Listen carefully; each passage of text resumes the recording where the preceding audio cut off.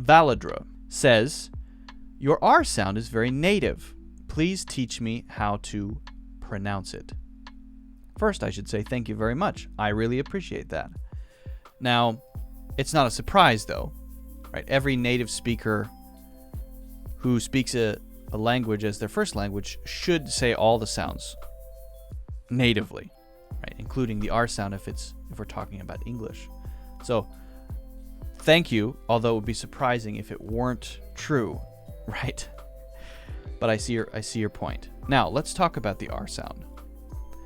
The English R sound is different from, let's say, the American English R sound is different from other R sounds, including the British English R sound.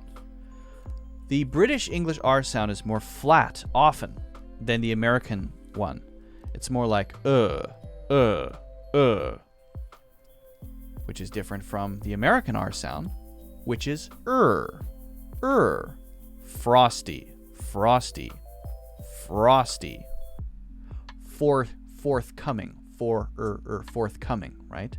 Reality, reality, reality. Fire, fire, fire. Now, these all might sound a little bit different, I guess, but basically I'm doing the same thing when I reach that specific R sound. The same basic thing. Although I might be doing something slightly different for each word before it and after it. All I'm doing is curling my tongue up toward the roof of my mouth. Now, I'm not actually touching the tip of my tongue on the roof of my mouth. It shouldn't touch, but it has to be curled. So maybe the British sound is where your tongue is like that, and then the American sound is more like that. It's not curled so far back that it's pointed to the back of your throat, because that would be more like That's quite weird, right? It's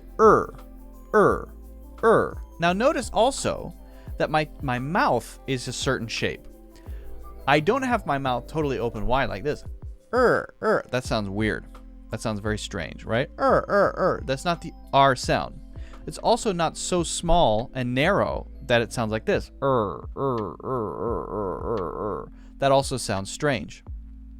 So the mouth is slightly open in a relaxed way, and the teeth are apart. So my lips are here in a fairly relaxed way. I can push them forward like that sometimes when I'm saying it, like really, really. But I can also say it in a relaxed mouth shape like this. Right? Like fire, because I don't say fire. So the really, I'm doing something different with my lips than I am with fire, fire, fire. The tongue is in basically the same position. The tongue is pointed straight up. So you might have some variations with your lips and your teeth, but you probably won't have any variation with your tongue, okay? As I mentioned, really, and fire. Relaxed here at the end of the word, at the beginning, pushing my lips forward, but the tongue is in the same exact position no matter what. Teeth are here, right? Kind of apart, not together. Sounds a little bit strange. We don't usually clench the teeth when we make the R sound. So that's basically it. And then all you have to do is practice it and make sure when you're practicing it, it sounds kind of the same as mine, right? Frosty, frosty, frosty, frosty, frosty. Fire, fire, fire, fire, fire, fire, fire. Really, really, really, really, really. So practice just those 3 words or a few more until you feel like your sound matches my sound. If you like my pronunciation and you want to practice my pronunciation, just keep doing that until you feel it's comfortable. Now, the trick is not just learning the sound and learning where to put your tongue and how to hold your mouth. It's about doing it in a way that becomes a habit.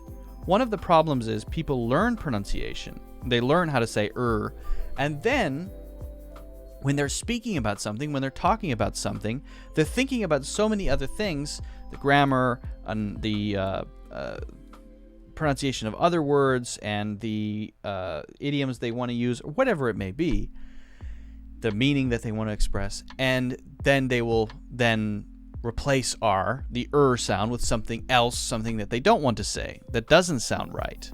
right? That doesn't sound like the English R sound. And again, I would say I'm not telling you that the American R is better than the British R. Whatever you want to do, I don't care. I like the British R just fine. So you have to practice it until it becomes such a deep habit that you don't think about it anymore.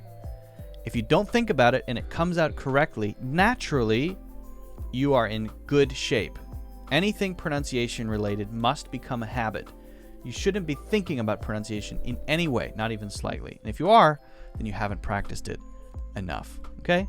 So listen to other R sounds, repeat mine, listen to mine. Just listen to examples and try to imitate and copy and imitate and copy. Shadowing is a good method you can try. And the more you practice it, the easier it will get. But it's very important to be self-aware enough to be able to notice the difference between what you're trying to copy, and your own sound. You have to be able to notice yourself. If you can't notice the sounds that you're making compared to what you're trying to say, then it's not going to work. You're never going to get it, right? Because you're not doing the right thing. It's wrong. You have to be extremely self-aware and change your mouth until it sounds right. They sound the same. Okay? All right. So hopefully that's clear. Guys, if you haven't already, I would appreciate if you could hit the like button.